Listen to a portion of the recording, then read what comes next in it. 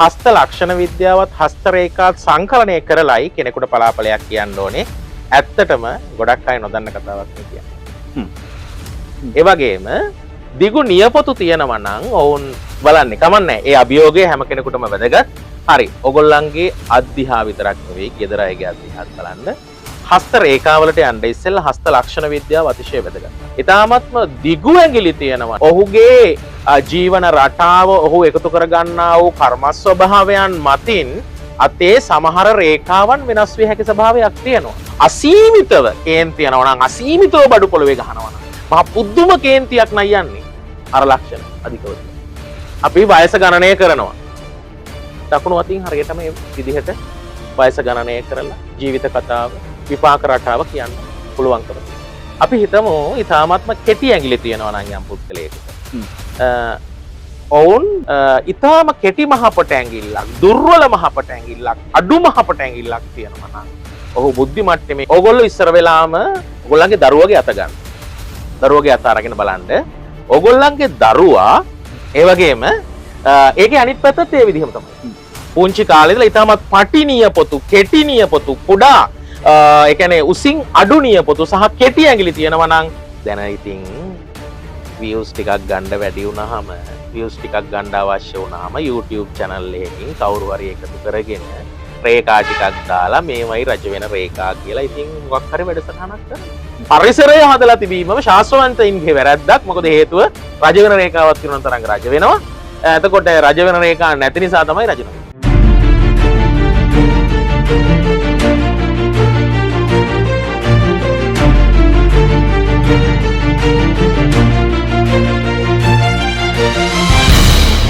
රජත TV ආයුබෝවන් සුබ දවසක් ප්‍රාර්ථනා කරනවා රජත ටීවී නරඹන ගෞරවනීය අපගේ හිතවතුන් සියලුම දෙනාට. දැන් ඔබට රජත ටීවී YouTube නාලිකාව ඉතාමත් සමීපයි. ඔබ කැමතිම වැඩසටහන් තමයි මේ නාලිකාවේ අපි ප්‍රචාරය කරන්නේ. වැදගත් හරවත් වූ විශේෂාංග රසක් ඉදිරියේදීත් ඔබට සමීප කරන්න අපි සූදානම්ින් ඉන්නවා. ඉතින් තවමත් රජත ටීවී YouTube නාලිකාව subscribe කර නැත්නම් දැන්ම ඒ සඳහා අවස්ථාවක් යොදා ගන්න. ඔබගේ ආදරණීය හිතවතුන්ට මේ නාලිකාව ෂෙයා කරන්න. අද අපි කතා කරන්නේ මොකක් ගැනද? අද අපි කතා කරන්නේ ඔබේ අත ගැන. හස්ත රේඛා ගැන කතා කරන්නේ. ශාස්ත්‍ර කියනද හදන්නේ. එහෙම කියලා ඔබේ හිත අහනව නේද? ඒකට උත්තරයක් දෙන්න තමයි මේ හදන්නේ. ගෞරවණීය ආරාධනා කරනවා හස්ත රේඛා රජත විභූෂණ ස්වර්ණ මයුර රන්දේව් ගුරුතුමන්ට. ආයුබෝවන්. ආයුබෝවන්. අපි හදන්නේ ශාස්ත්‍ර කියන්නේ. ශාස්ත්‍ර කියන්නේ ශාස්ත්‍ර කියනවා කිව්වට තරංග මේක ලොකු ගැඹුරු විද්‍යාවක්. ඒක නිසා ඇත්තටම ඔබ කියපු වචනයත් එක්ක මේ ශාස්ත්‍ර කියනවායි කියන එක දැන් ඉස්කෝලේ ළමයිනොත් එහෙම නැත්නම් පාරේ බස් එකේ යන පුද්ගලයොත් අත බලලා ශාස්ත්‍ර කියන්න පටන් අරගෙන. හරි. කරාට කමක් නැහැ. ශාස්ත්‍රය නිපුණ කරලා ඒකෙදි වෙන්නේ ගොඩක් වෙලාවට මේ ශාස්ත්‍රයේ තියෙන ගැඹුර සහ හරය ඒ වගේම විද්‍යාත්මක භාවය නැති වෙනවා. මොකද හේතුව බොරු දේවල් මේවට කියනකොට අහන් ඉන්න හිතන්නේ ශාස්ත්‍රය වැරදි කියලා. හොඳයි. මේට අවුරුදු 2කට විතර කලින් ඔබතුමාට මතක නම් මම මේ කියන කාරණාව ඔබතුමා මේ මොහොතේ දන්නේ නැහැ මම මොකක්ද මේ කියන්න හදන්නේ කියලා. අපි දෙදෙනා කතරගම යනවා. මතකද? කතරගමදී රන්දේව් මහත්මයාගේ අත අරගෙන කතරගම ඔබත් යන්නේ නැති කාන්තාවන් කතරගමදී ශාස්ත්‍ර කියන ඔබතුමාගේ අත අරගෙන ශාස්ත්‍රයක් කියන්න හදනවා. මමත් ඉතින් සද්ද නගර හිටියා ඔබතුමාත් ඉතින් මොනවද දන්නේ නැතුව කියන එක අහගෙන හිටියා. ඊට පස්සේ මෙතුමා කරපු වැඩේ ඒ කියපු කෙනාගේ අත අරගෙන පොඩ්ඩක් අතේ තියෙන දේ කියන්න පටන් ගත්තා. හරි පුදුමෙන් බලන් හිටියා අන්තිමේ අහන ඔබ කවුද කියලා. මතකයිද කතාව? ඒක නිසා මේ දේවල් හරියට ඉගෙනගෙන හරියට වැඩක් කරන්න පුළුවන් තැනට පත්වන තුරු ඔබ ඉගෙන ගන්නවා. ඔබ ප්‍රවීණෙක් නෙවෙයි. මේක ශාස්ත්‍රයක්, ශිල්පයක්, කාලාන්තරයක් තිස්සේ පැවතගෙන ආපු විෂයක්. අනාදිමත් කාලයක ඉඳලා ඍෂිවරු ලොවට දායාද කළ විෂයක් මේ. අපි කතාව ආරම්භ කරමු. හරි. තරංග එතකොට හස්ත රේඛා පිළිබඳව ගන්නකොට ඇත්තටම හස්ත රේඛා කියනවට වැඩිය මම මේක හස්ත ශාස්ත්‍ර කියන තැනින් පටන් ගන්නම්. මොකද රේඛා කියලා කිව්වොත් එහෙම රේඛා පමණක් අයිති වෙන්නේ. මොකද රේඛා පමණක් අයිති වෙනකොට හස්ත ලක්ෂණ විද්‍යාව කියන කොටස මේකෙන් බැහැර වෙනවා. හස්ත ලක්ෂණ විද්‍යාවත් හස්ත රේඛාත් සංකලනය කරලයි කෙනෙකුට පලාපලයක් කියන්න ඕනේ. ඇත්තටම ගොඩක් අය නොදන්න කතාවක් මේ කියන්න හදන්නේ. අත් දෙකක එකම රේඛාව එකම විදිහට තිබුණොත් හැබැයි දෙන්නට ලැබෙන්නේ පලාපල දෙකක්. හොඳයි.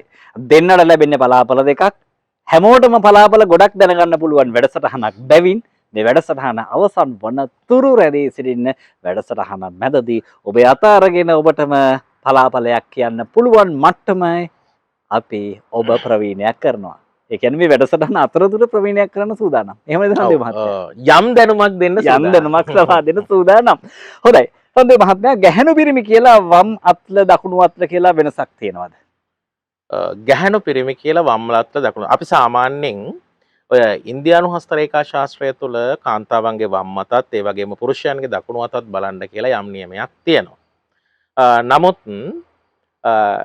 කයිරෝගේ ක්‍රමවේදයකට අනුව සමහරු චීරෝ කියලා කියනවා CHIRO කියලා තමයි ලියන්නේ නම.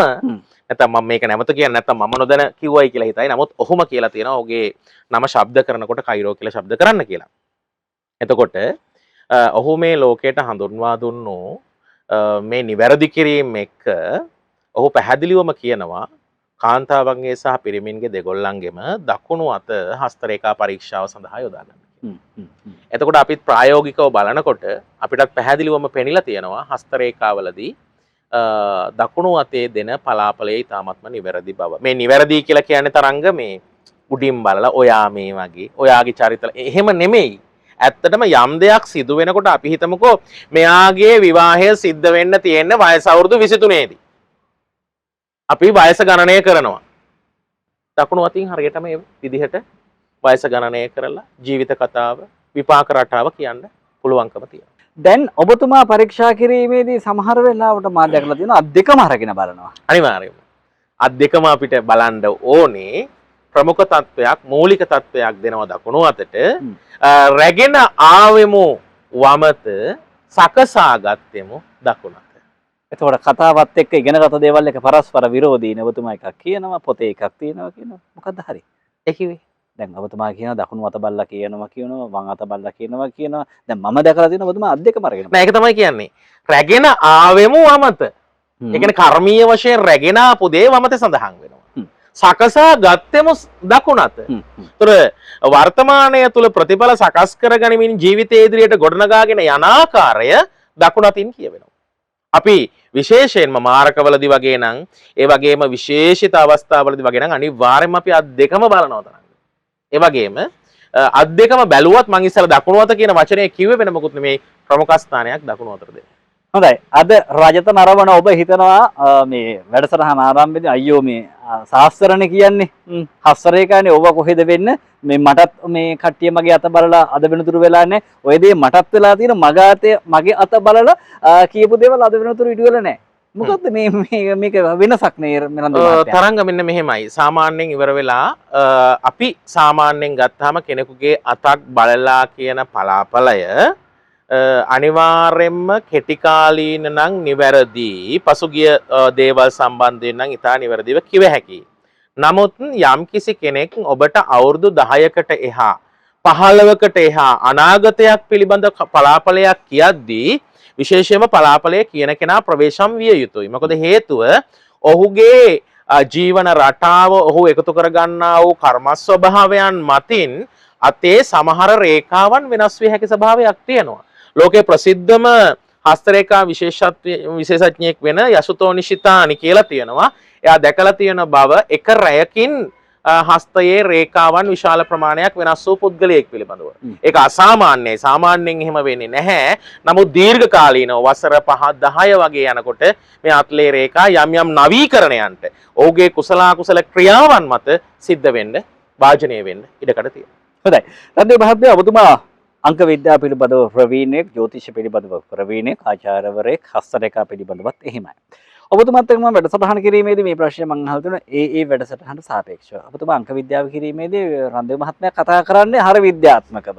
ජ්‍යොතිෂ කිරීමේදීත් ඔබතුමා කතා කරන්නේ විද්‍යාත්මකව. එතකොට ඔබතුමා හස්තරේඛා ගැන කතා කිරීමේදී මෙහි විද්‍යාත්මක පදනමක් තියෙනවද? ඔව්. තරංග මෙහෙමයි. අපේ තියෙනවා ගතියක් නේද? අපි කියන්නේ ගති ගුණ. ඒ ගතියට අදාළ ගුණය. ගති කියන්නේ හැටි කියන එකද? ඒකගේ ස්වභාවය. හැටි. ගතිය. ඒ අර අපි කතා ඔව්, ඒකගේ හැටි, ඔව්. ඒ කොල්ලගේ හැටි. ඒක දැනට එහෙම ගමු සරල අර්ථයෙන්. ඒ ගතියට අදාළ ගුණය. ඒ වගේම ගතියට අදාළ හඬක් තියෙනවා. ගති හඬ. ඒ වගේම ගතියට අදාළ රුවක් තියෙනවා. ගති රුව. එතකොට ඉස්සර මිනිස්සු මේවා අන්තර් සම්බන්ධතාවයන් දැනන් හිටියේ. ඒකට ගතියට අදාළ ගුණක් තියෙනවා. ඒක ගති ගුණ. ගති ගුණ. හරි. එතකොට මෙන්න මේ වගේ අන්තර් සම්බන්ධතාවය ඉස්සරහයි දැනන් හිටියේ. ඒක නිසා ගති රුව දිහා බලලා නැත්නම් රූපය දිහා බලලා එයාගේ ගති ගුණය මෙන්න මේ වගේ කියලා කිව්වා. එතකොට අත කියන්නේ තරංග ගති රුවේ කොටසක්. එහෙනම් මේ ගති රුව දිහා බලලා ඔහුගේ ගති ගුණය ස්වභාවය කියන්න පුළුවන්. එතකොට අපි සරලව කියනවා නම් අපි හાર્ඩ් එකක් ගත්තා කියලා හිතමුකෝ. මේ හાર્ඩ් එකට අප්ලෝඩ් කරන ඒවා ඒ හાર્ඩ් එකෙන් අපිට ඩවුන්ලෝඩ් කරන්න පුළුවන්. එතකොට අපි යම්කිසි නම් ටිකක් ගහලා අපි සින්දු ටිකක් අප්ලෝඩ් කරනවා. එතකොට අපි දන්නවා ඒ නම් ටිකක් ගැහුවට පස්සේ ඒ හાર્ඩ් එකේ පිහිටන විදිහත් එක්ක මෙන්න මේ සින්දුව තමයි අපි මෙන්න මේ වෙලාවට ඩවුන්ලෝඩ් වෙන්න සැලසුම් කරලා තියෙන්නේ කියලා. එහෙම නැත්නම් අපිට අවශ්‍ය එක ඩවුන්ලෝඩ් කරගන්න පුළුවන් කියන එක. එතකොට මේ ඩවුන්ලෝඩ් කරන එක අපි ඔටෝමැටිකලි වෙන සිස්ටම් එකක් නෙවෙයි භෞතිකයෝනේ කරන්නේ. නමුත් මේ විපාක රටාව කියන එකේදී තරංග විශේෂයෙන්ම අපි අප්ලෝඩ් කරන එක ඒ අවස්ථාවන්ට අනුරූපව ඔටෝමැටිකලි ඩවුන්ලෝඩ් වෙන සිස්ටම් එකක් තියෙනවා. එතකොට අන්න ඒක තමයි විපාකය කියලා කියන්නේ. එතකොට මේ අත්ලේ රේඛ මොකුත් කරනව නෙවෙයි. අප්ලෝඩ් කරපුවා ඩවුන්ලෝඩ් වෙන විදිහ අතේ රේඛාවෙන් කියවෙනවා. දැන් රන්දු මහත්මයා හැමදාමත් වගේ රජතහරහා මේ අපි අභියෝගාත්මක ප්‍රශ්නකුත් ඉදිරිපත් කරනවනේ. අද අභියෝගය. මේ වෙලාවේ වැඩසටහන අරගෙන ඔබට මම කියවනේ සරලව ඔබට බලා ගන්න පුළුවන් ක්‍රමවේදයක් තියෙනවා කියලා. මට කියන්න බෑ ගන්න අතට කියලා ඕනේ අත අතේනේ තියෙන්නේ. වෙනද නම් කියනවා හඳහන ගන්න අතට. අපි කියනවා කියලා. ඔබ එහෙනම් ඔබේ අත පරීක්ෂා කරන්න සූදානම් වෙන්න. රන්දු මහත්මයා කියන්න පුළුවන්ද සරලව Tamanගේ අත බලලා කියන්න පුළුවන් ක්‍රමවේදයක් මමත් දැන් මගේ අත බලා ගන්නවා. ඔබතුමාට කියන්න පුළුවන්. ඔබත් ඔබේ අත බලා ගන්න. අපි කියමු ඊට ඉස්සෙල්ලා පොඩි දෙයක් මතක් කරන්න ඕනේ.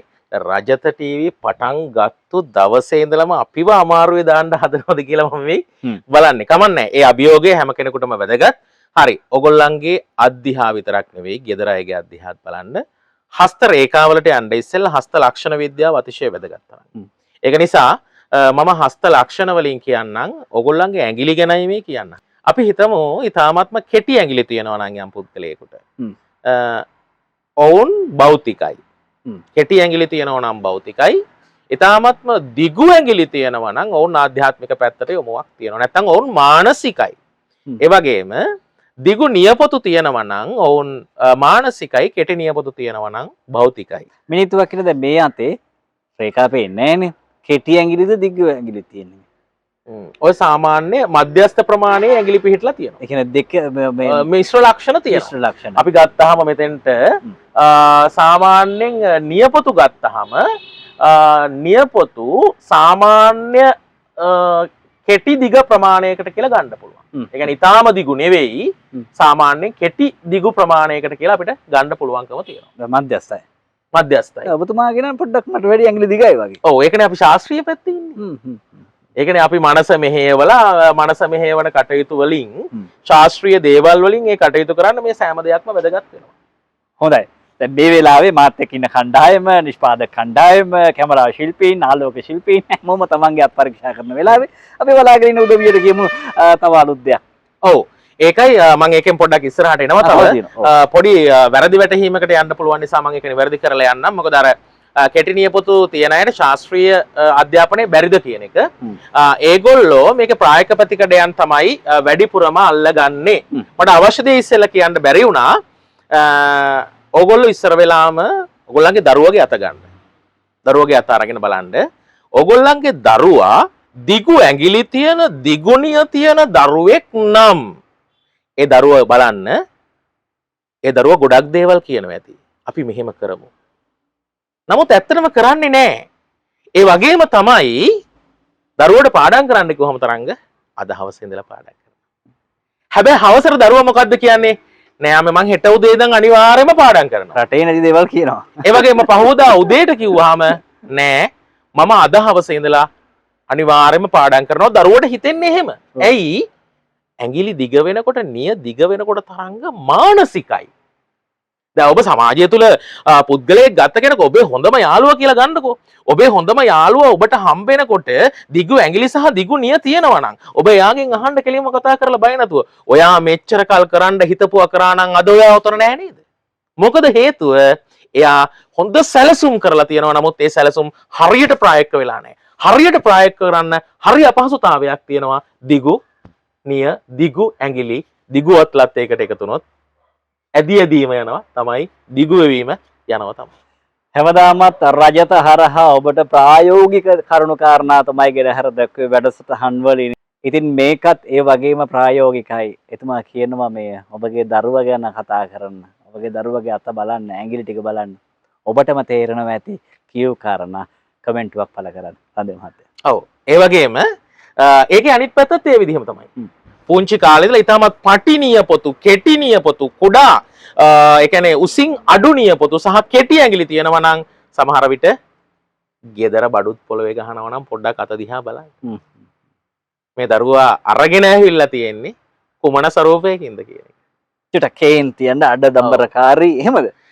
සාමාන්‍ය කේන්තියාම කෙනෙක් ඕනෑම පුද්ගලයෙකුට යම් පාරිසරික තත්ත්ව මත ඇති වෙන්න පුළුවන්කම තියෙනවා. නමුත් අසීමිතව කේන්ති යනවා නම් අසීමිතව බඩු පොළවේ ගහනවා නම් මහා පුදුම කේන්තියක් නයි යන්නේ. අර ලක්ෂණ අධිකව තියෙනවා. හොඳයි. තව මොනවද තියෙන අපිට මෙහෙම කතා කරන්න පුළුවන්? ඕනෑතරම් කතා කරන්න ඇඟිලි ගැන කතා කරේ අත පොඩ්ඩක් බලලා කතා කරන්න බැරිද අපි ජනතාවට? අත බලලා කතා කරන්නත් පුළුවන්. ඒ වගේම මම තව පුංචි දෙයක් කියාගෙන යන්නම්. ඉතාම කෙටි මහපට ඇඟිල්ලක්, දුර්වල මහපට ඇඟිල්ලක්, අඩු මහපට ඇඟිල්ලක් තියෙනවා නම් ඔහු බුද්ධි මට්ටමින් ඉහළට යෑම සම්බන්ධව ටිකක් ගැටලුවක් තියෙනවා. උදාහරණයක් විදිහට විශේෂිත අපි හිතමු මහපට ඇඟිල්ලක් නැති තරම් ප්‍රමාණයේ කෙනෙක් ඉන්නවා. එතකොට අඩු අවශ්‍යතා දරුවන් අධ්‍යයනය කරලා බලන්න තරම් අඩු අවශ්‍යතා තියෙන දරුවන්ගේ මහපට ඇඟිල්ල ඉතාමත්ම කුඩායි. රන්දේ මහත්මයා දැන් අපි කතාවේ මෙන්න මේ වගේ කොටසකට යන්නට ඕනේ. ඔබතුමා මම දන්නවා හැමදාම පිළියම් කියලා. දැන් ඔබතුමා මේ කරුණු කාරණා කිහිපයක් කිව්වා. දෙමව්පියෝ අහගෙන ඉන්නවා නම් දෙමව්පියන්ට පුංචි හරි වේදනාවක් ඇති. තරුණයෝ අහගෙන ඉන්නවා නම් ඇඟිලි දික් කරගන්න හිතනවා ඇති. අපිට මොකද්ද කියන්න පුළුවන් උත්තරේ? මොකද්ද දෙන්න පුළුවන් පිළියම? ඔව් මේකෙදි විශේෂයෙන්ම අධ්‍යාපනය සම්බන්ධව කටයුතු කරද්දී හැකිතාක් අධ්‍යාපන කටයුතු දියුණු කර ගැනීම සඳහා අනිත් අයට සහාය ලබා දීම, ඒ වගේම විශේෂයෙන්ම අනිත් අයට නුවණ වැඩෙන කටයුතු, ධර්ම දානමය කටයුතු, ග්‍රන්ථමය වශයෙන් ලබා දීම ආදී තත්ත්ව ඇති කරන්න පුළුවන්. දැන් මෙතන වැරදියට හිතන්න එපා. විශේෂයෙන්ම මේ තියෙන මහපට ඇඟිල්ලේ යම් ප්‍රමාණයක් කොටවීමට වඩා මම මෙතන අදහස් කරේ තරංග විකෘතිමය වශයෙන් මහපට ඇඟිල්ල ඉතා කුඩා වීම කියන තත්ත්වය. එතකොට මේක සාමාන්‍ය මට්ටමනේ නේ. අපෝයි සාමාන්‍ය මට්ටමක් තියෙනවා. නැත්නම් මාත් එක්ක කතා කරන්න විදියක් නැහැ. ඉතින් ඒක නිසා මේ සාමාන්‍ය මට්ටමකට වඩා මං හිතන්නේ මේ මෙතුමගේ ඇඟිල්ල හොඳට ශක්තිමත්ව තියෙන මහපට ඇඟිල්ලක්. ඉතින් ඒක හින්දා විශේෂයෙන්ම එහෙම අඩු කෙනෙක් ඉන්නවා නම් ඒ වගේ දේවල් සහ ඒවට සුදුසු පරීක්ෂාවන් සිද්ධ කරලා ප්‍රතිකර්මවලට යන්න කියලා මතක් කරනවා. රන්දේ මහත්මයා දැන් මේ අත්ලේ පිහිටන රට අනුව රජ වෙනවා කියලා හැමෝම රජ වෙන්න බැහැනේ. රජ වෙනවා කියලා කිව්වට හැමෝම රජ වෙන්න බෑ. එතකොට මේක මිත්‍යාවක්ද? අත්ලේ පිහිටීම් වල හැමෝගෙම රජ වෙන පිහිටීම් තියනවා කියලා කවුද කියන්නේ? ඒකනේ ප්‍රශ්නේ තියෙන්නේ. දැන් ඉතින් views ටිකක් ගන්න වැඩි වුණාම views ටිකක් ගන්න අවශ්‍ය වුණාම YouTube channel එකකින් කවුරු හරි එකතු කරගෙන රේඛා ටිකක් දාලා මේවයි රජ වෙන රේඛා කියලා ඉතින් මොකක් හරි වැඩසටහනක් කරනවා. ඒතර ඇත්තට මේව රජ වෙන රේඛා සටහන්ද කියලා ප්‍රශ්නයක් තියෙනවනේ තරම්. සහ දැන් අර ශාස්ත්‍රය නොදත් සමහර පුද්ගලයෝ දැන් රජ වෙන රේඛාවක් අතේ තිබ්බොත් රජ වෙනවා. නෑ රජ වෙන රේඛාවක් තියෙනවා රජ වෙන්නේ නැහැ කියන ශාස්ත්‍රීය වැරද්දක්.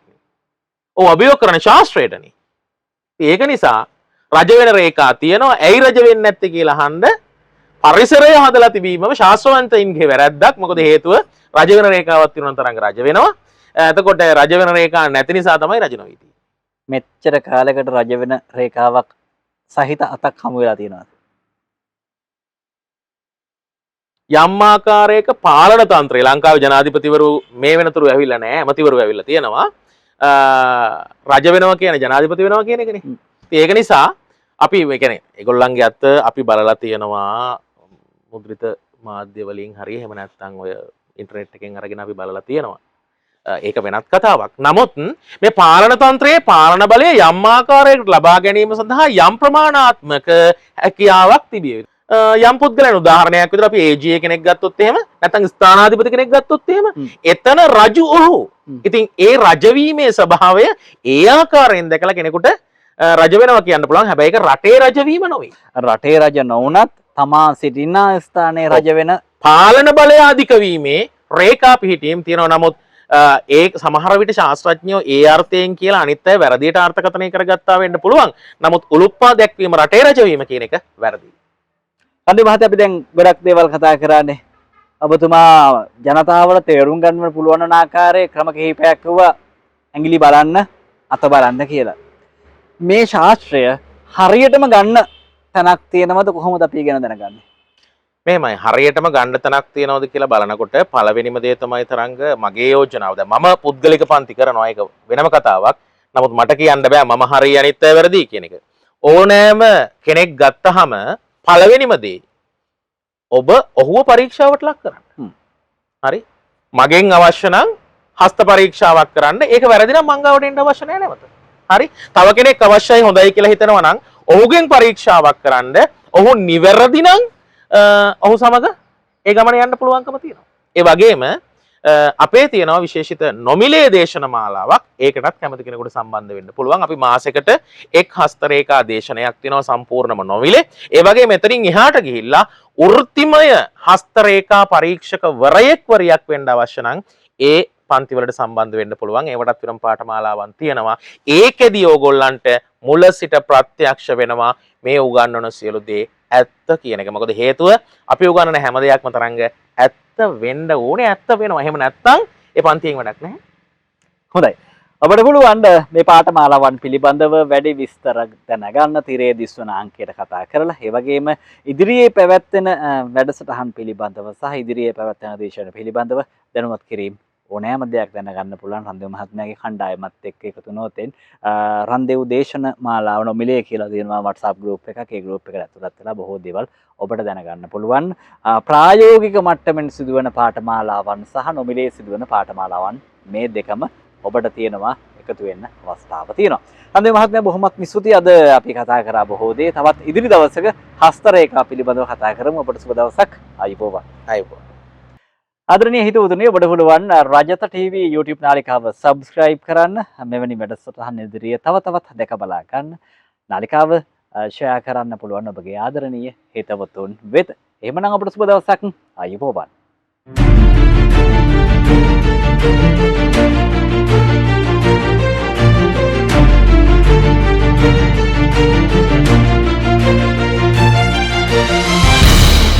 Rajata TV